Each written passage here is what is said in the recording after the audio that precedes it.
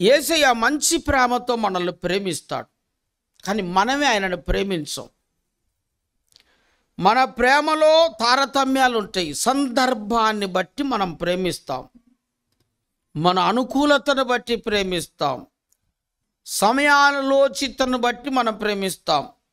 ఒక మనిషికి మనం పొద్దాక పెడుతూ ఇస్తూ ఉన్నాం అనుకోండి, ప్రేమిస్తాడు. పిల్లలకి అనుకోండి, వాళ్ళు అడిగిందల్లా మనం ఇస్తూ ఉంటే, అడిగిందల్లా పెడతా ఉంటే బాగా ప్రేమిస్తారు. ఇవ్వటం మానేయి, పెట్టడం మానేయి, ప్రేమించటం మానేస్తారు. పెద్దవాళ్ళైన మనలో కూడా యేసయ్య దగ్గర ఉన్నటువంటి బంధం అలాంటిదే. యేసయ్య అడిగిందల్లా ఇస్తా పోతా ఉన్నాడు అనుకోండి, యేసయ్యకు మనం ప్రార్థన చేసిందల్లా చేసుకుంటా పోయిండు అనుకోండి, అప్పుడు మనం ప్రాణాలైన ఇవ్వడానికి సిద్ధపడతాం, యేసయ్యని మించిన లేరని. ఇప్పుడు కొంతమంది ఉన్నారు నాకు అభిమానులు. ఇప్పుడు మాణిక్యం పట్టుకొని ఇప్పుడు నువ్వు చచ్చిపోతావు నా కోసం అంటే 100% చచ్చిపోతాడు ఆయన. అంటే అట్లాంటి వాళ్ళు చాలామంది ఉన్నారు, స్త్రీలల్లో కానీ పురుషులల్లో కానీ. ఈ క్షణంలో ప్రాణం ఇస్తావా అంటే రెడీ అని ఆత్మహత్య చేసుకుంటూ కూడా ఉన్నారు. గాఢంగా ప్రేమించేవాళ్ళు. మనం ఏదో పెడితే ఇస్తే ప్రేమించే ప్రేమ అది వేరు, ఏమి ఇవ్వకుండా ప్రేమించే ప్రేమ వేరు. న్యాచురల్గా నేను నీకేమి ఇవ్వలేదు, నేనేం పెట్టలేదు, నేను నీకేం సాయం చేయలేదు, నేను నీకు అసలు నా ద్వారా నువ్వు ఏ మేలు పొందలేదు, కానీ నువ్వు నా కోసం ప్రాణం ఇస్తానంటున్నావు చూసావా, అది ప్రేమ. ఓ నా సర్వస్వం నీకు ఇచ్చా, సర్వస్వం నీకు పెట్టా, నువ్వు నా కోసం ఏదైనా చేస్తానంటే ఏదైనా చేస్తానంటే అది పెద్ద సంగతేం కాదు. యేసు ప్రభు అపోస్తులకు ఏమి ఇచ్చాడని వాళ్ళు ప్రాణత్యాగాలు చేశారు. అపోస్తులు వాళ్ళ ఆస్తులను ఇచ్చారు, వాళ్ళ సమయాన్ని ఇచ్చారు, చివరికి వాళ్ళ ప్రాణాలను కూడా ఇచ్చారు. ఎక్కడన్నా అపోస్తులు వాళ్ళ ఇల్లు కట్టుకున్నట్టు, ఎక్కడన్నా అపోస్తులు వాళ్ళ స్థలాలు కొనుక్కున్నట్లు, ఎక్కడన్నా వాళ్ళ భవనాలు కొనుక్కున్నట్లు, ఎక్కడన్నా కడుపు నిండా భోజనం చేసినట్లు, ఎక్కడన్నా వాళ్ళు ఎంజాయ్ చేసినట్లు వాళ్ళ చరిత్రలో ఉందంటే లేదు. అడుగడుగున కొట్టబడ్డారు, అడుగడుగున తన్నబడ్డారు, అడుగడుగున జైలుకి వెళ్ళారు, వాళ్ళకున్నటువంటి ఆస్తులన్నీ అమ్మి ఇచ్చేశారు, ప్రయాణాలు చేశారు, ప్రయాసపడ్డారు, రాళ్లతో దెబ్బలు తిన్నారు, కర్రలతో దెబ్బలు తిన్నారు, పొడిపించుకున్నారు, అగ్నిలోకి వెళ్ళారు, చెరసాల్లోకి వెళ్ళారు, చిత్రహింసలు అనుభవించారు, చివరికి వాళ్ళ ప్రాణాలను కూడా దేవునికి అప్పగించారు. ఏం చూసి దేవుణ్ణి ప్రేమించారు? గట్టిగా చప్పట్లు కొట్టండి ఒకసారి. ఏమిచ్చాడని వాళ్ళకు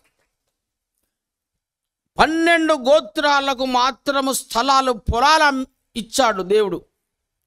ఐగుప్తులో నుంచి బయలుదేరి వచ్చినటువంటి ఆ ప్రజలకు 12 గోత్రాలకు ఈ స్థలాలన్నీ ఈ ప్రాంతం మీది, ఈ స్థలాలన్నీ మీ, ఈ స్థలాలన్నీ మీ అని 11 గోత్రాలకు పంచిపెట్టారు.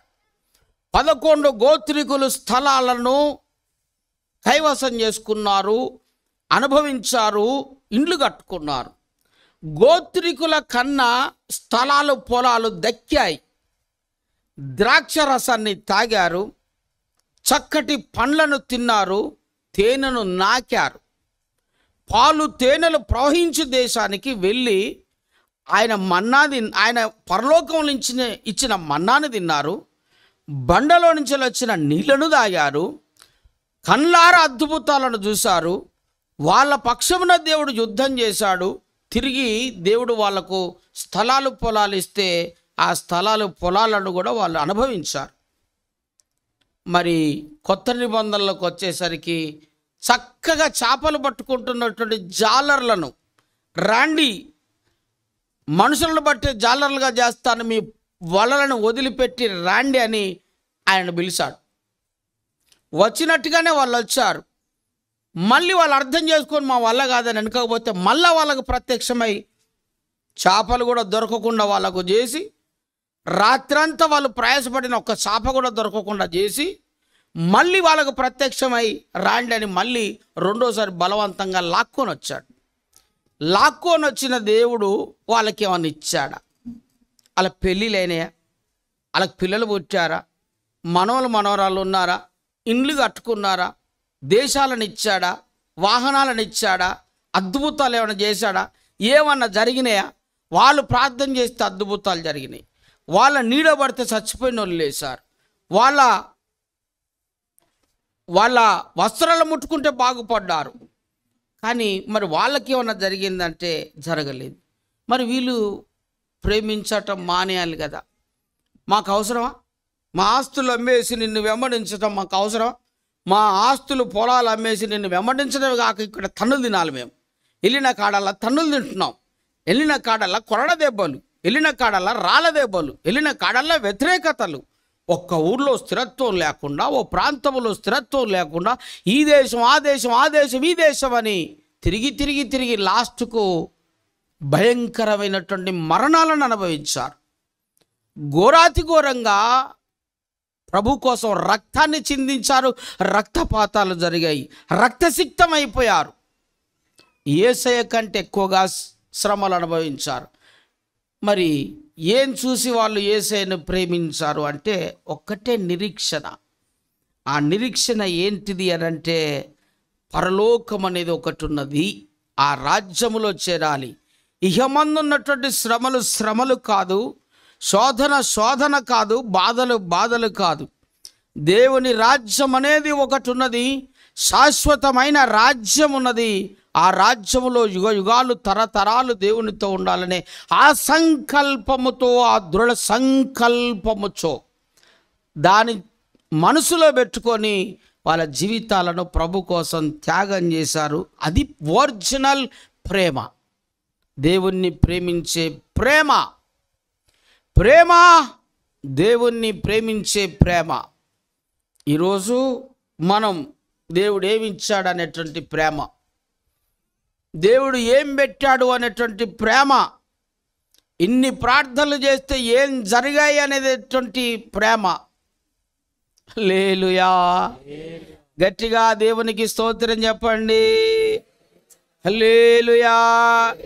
ఆయన నమ్ముకున్నందుకు ఈ భూమి మీద నువ్వు అడిగినాన్ని ఇవ్వాలి, మళ్ళీ ఆఖరికి నిన్ను తీసుకెళ్ళి పరలోకంలో పెట్టాలి. ఏం తక్కువ కావద్దు నీకు. దేవుని నమ్మినందుకు ఇక్కడ భూమి మీద ఏం తక్కువ కావద్దు. అసలు మాట్లాడుకునే సిస్టమే కానీ పరలోకంలో ఉంటుందో ఉండదో ఎట్టుండదో తెలియదు. కానీ ఒకవేళ అడుక్కునే సిస్టమ్ అయితే ఇంకా పెద్ద సింహాసనాలు కావాలని అడుగుతారట. నేను అందరికంటే ఎక్కువ శ్రమ పడ్డాను కాబట్టి నా పరిస్థితి ఏంది, ఈ గోడలు నాకు పనికిరావు, ఈ కుర్చీ నాకు పనికిరాదు, చాలా పెద్దదే కావాలి. ఇంతదా?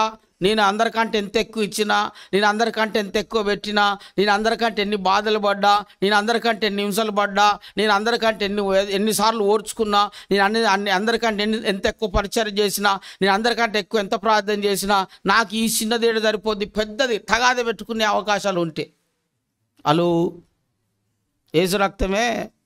అక్కడ కూడా మళ్ళీ మనదే ఉంటుంది ఆధిక్యం. అయితే ఆడ లేదు, తగాదాలు పెట్టుకునే సీన్ లేదు ఆడ. దేవునికి స్తోత్రం. హల్లెలూయా. వారి క్రియలను బట్టి అక్కడ ఫలితం ఉంటుంది. నువ్వు మంచి చేసావా, మంచికి తగినట్లుగా, మేలు చేసావా, మేలుకు చేసిన తగినట్లుగా. కనుక దేవుణ్ణి ప్రేమించే ప్రేమ మొదటిది మీకు చెప్పాను. ఏమి ఇవ్వకుండానే, దేవుడు పెట్టకుండానే, ఏమి చేయకుండానే అపోస్తులను ప్రేమించిన ప్రేమ. బాగా అర్థం చేసుకోండి. అపోస్తులను ప్రేమించిన ప్రేమ బాగా అర్థం చేసుకోండి. యేసయ్య అపోస్తులను ప్రేమించిన ప్రేమ కాదు, అపోస్తులులే దేవుణ్ణి ప్రేమించిన ప్రేమ. ఏ ప్రేమతో నువ్వు దేవుణ్ణి ప్రేమిస్తున్నావు? నీ ప్రేమలో ఎంత నిజాయితీ ఉంది? ఈ రోజే కాదు, ఈ ప్రార్థనలకే కాదు, అసలు లైఫ్లో నీకేమి ఇయ్యడు, అయితే వదిలేసి వెళ్ళిపోతావా? నీకు అసలు ఏ ప్రార్థనకు జవాబు రాదు, అయితే వదిలేస్తావా? లేకపోతే దేవుడు కాదని చెప్తావా? దేవుడు కాదని చెప్తావా? ఏమొస్తుంది ఈరోజు నీ నోట్లో నుంచి? ఆన్సర్ చెప్పు ఒకసారి. నీ ప్రార్థనలకు జవాబులు రావబ్బా. ఓ మాట చెప్తున్నా, ఏం చేస్తావు? లాస్ట్ ఫైనల్ ఏంటిది చెప్పు. చాలామంది మన బైబిల్ కాలేజీకి వచ్చినప్పుడు, ట్రైనింగ్ చేస్తున్నప్పుడు, కొంతకాలం అయినాక నీతోటే సేవ చేస్తాను డాడీ, నీతోటే ఉంటాను, నీతోటే ఉంటాను, నీ సేవలోనే ఉంటాను, నీ అడుగుజాడలో ఉంటాను అన్నప్పుడు ఏదన్నా అవకాశం, మాట్లాడే అవకాశం నాకు ఏదైనా వస్తే ఎప్పుడన్నా దొరికితే మాట్లాడుతున్నప్పుడు నేను నీకేమి ఇవ్వను, మరి ఏం చేస్తావు? నీకేం పెట్టను, మరి ఏం చేస్తావు? నీకు చర్చి కట్టాను, మరి ఏం చేస్తావు? స్థలం కొనియను, ఏం చేస్తావు? నీకు అసలు ₹1 సపోర్ట్ చేయను, ఏం చేస్తావు అని అంటే ఏం వద్దు అనేవాళ్ళు కొంతమంది ఉన్నారు. నీ ప్రేమ చాలు, నువ్వు నాతో ఉంటే చాలు, మీరు మాతో మాట్లాడితే చాలు అనేవాళ్ళు కొంతమంది ఉన్నారు. నేనేమి ఇవ్వను, ఏం పెట్టను, ఏది కొనివ్వను, ఏది చేయను అని అంటే నవ్వి ఇక్కడి నుంచి వెళ్ళిపోయేదాకా సమాధానంగా ఉండి ఇక్కడ గేటు దాటగానే టాటా చెప్పేటోళ్ళు కూడా ఉన్నారు. హల్లెలూయా. అవసరమైతే నంబర్ మార్చేటోళ్ళు కూడా ఉన్నారు, అవసరమైతే నంబర్ బ్లాక్ చేసేటోళ్ళు కూడా ఉన్నారు. ఏమీ ప్రేమించకుండా, ఏమీ ఆశించకుండా గాఢంగా ప్రేమించే వాళ్ళు కూడా ఉన్నారు. సేమ్ మన లైఫ్లో, సంఘములో, మందిరములో ఈరోజు దేవుని ప్రేమను గురించి నీకు చెప్తున్నాను. దీనికి నెక్స్ట్ మ్యాటర్లోకి మనం వెళ్దాం. ఒకసారి ఆలోచించండి, ఏమి ఇచ్చాడు, ఏం పెట్టాడు దేవుడు, ఏమి ఇచ్చాడు, ఏం పెట్టాడు, ఇన్ని ప్రార్థనలకి ఏం జరిగింది, ఇన్ని ప్రార్థనలకి ఏం జరిగింది, ఇన్ని ప్రార్థనలు చేశాం కదా, ఇంత ప్రార్థన చేశాం కదా, అసలు ప్రార్థన జవాబు అస్సలు ఏం జరగట్లేదు అంటే నువ్వు దానికోసమేనా దేవుని నమ్ముకుంది? దేవుడిని నమ్ముకున్నావా? దేవుడి మీద ప్రేమతో నమ్ముకున్నావా దేవుణ్ణి? నీకేం కావాలి అసలు? ఆయన ఇవ్వటం మొదలు పెడితే అసలు నువ్వు తట్టుకుంటావా? పోనీ నీకు అంత అష్టైశ్వర్యాలను దేవుడు ఇస్తే నువ్వు తట్టుకోనగలవా? బాగా ఆలోచన చేయండి, బాగా ఆలోచన చేయండి. దాన్ని అలా పెడదాం. మనల్ని దేవుడు ప్రేమిస్తున్నాడు, ఓకే. మరి మనం దేవుని ప్రేమించటంలో ఏదైనా ఆశించి ప్రేమిస్తున్నామా అనేదాన్ని మనం ఆలోచన చేస్తే దాదాపుగా చాలామంది డిస్కరేజ్ అయ్యే ఉంటున్నారు. ఏం రావట్లేదు, ఏం రావట్లేదు, ఏం జరగట్లేదు, యేసునామంలో ప్రార్థన చేద్దామా, కలుగునుగా కందామా, అవునుగా కందామా, నిలబడి ప్రార్థన చేద్దామా, ఒంటికాల మీద ఉండి ప్రార్థన చేద్దామా, సాగిలపడి ప్రార్థన చేద్దామా, లేకపోతే ఇంకేంటిది ఎరుకో ప్రార్థన చేద్దామా, ఏ ప్రార్థన చేస్తే ఎట్లా వస్తుంది, ఏ విధంగా వస్తుంది అని ఇట్లా రకరకాలుగా మనం ఎక్స్పెరిమెంట్లు చేస్తూ ఉంటారు. మంచిదే, ప్రార్థన చేయటం ఎక్స్పెరిమెంట్ కరెక్టే, కానీ ముందు మొట్టమొదట ఒక్కటి ఫైనల్గా చెప్పి ఇంకొక మనం రెండవ భాగంలోకి వెళ్ళాలి. రెండవ భాగం, మొదటి భాగం నువ్వు ఏం ఆశించి ప్రేమిస్తున్నావు, ఆయన ఏమి ఇవ్వకపోతే నువ్వు ప్రేమించవా? ఆయన ఏమి ఇయ్యడా, నేను కదా అన్నట్టు నీకేం పెట్టినా, నీకేమి ఉంటావా సహవాసంలో అని అంటే ఉంటా, సహవాసమే నాకు కావాలి అంటోళ్ళు ఉన్నారని చెప్పాను. లే మేము వచ్చిందే దానికోసం, ఏది ఇవ్వకపోతే మాకేది బోల్డ్ మంది ఇలాంటి వాళ్ళు కూడా ఉన్నారు. అట్లాగే యేసయ్యను నువ్వు వెంబడించడానికి భూమి మీద నాకేది వద్దయా అని ఈరోజు నువ్వేమన్నా తీర్మానం చేసుకునే లెక్క ఉందా? అట్లాంటి వాళ్ళు ఉన్నారా భూమి మీద? నిన్ననే అనుకుంటా మా బాబు జాషువా, మనకి ఇల్లు సంగతి ఏంది డాడీ అంటే, ఇల్లు ఉండదు ఇక మనకు వద్దు, ఇల్లు మర్చిపో, ఇల్లు లేదు ఇక మనకు, ఇల్లు వద్దు, ఇక ఇల్లు అనేది ఇక మర్చిపో, ఇక వదిలే, ఇక ఇల్లు మాట ఎత్తకి, ఇక ఇల్లు అనేది లేకపోవచ్చు, పర్వాలేదు, ఇల్లు లేకపోయినా పర్వాలేదు, ఏది లేకపోయినా పర్వాలేదు. ఇప్పుడు ఇల్లు లేకపోతే, ఇంకేదో లేకపోతే సేవ మానేస్తామా? సేవ చేయలేమా? వాడబడాలని ప్రార్థన చేయొద్దా? వాడుకోవాలని ప్రార్థన చేయొద్దా? ఇల్లుంటేనే దేవుడా, అన్ని ఉంటేనే మనం సేవ చేయాలా? మామూలుగా మీకు చెప్తున్నాను, అర్థం చేసుకోండి. హల్లెలూయా. ఆయన ఏదో ఇస్తేనే ఆయనను మనం ప్రేమించాలి. ఆయన ఏదో ఇస్తేనే ఆదివారం ఆరాధనకు రావాలి. ఆదివారం ఆరాధనకు వస్తే వచ్చిన ప్రతిసారి ఏదో జరగాలి, ప్రార్థన చేసిన ప్రతిసారి ఏదో అద్భుతం జరగాలని ఆలోచనలు పెట్టడం మానండి.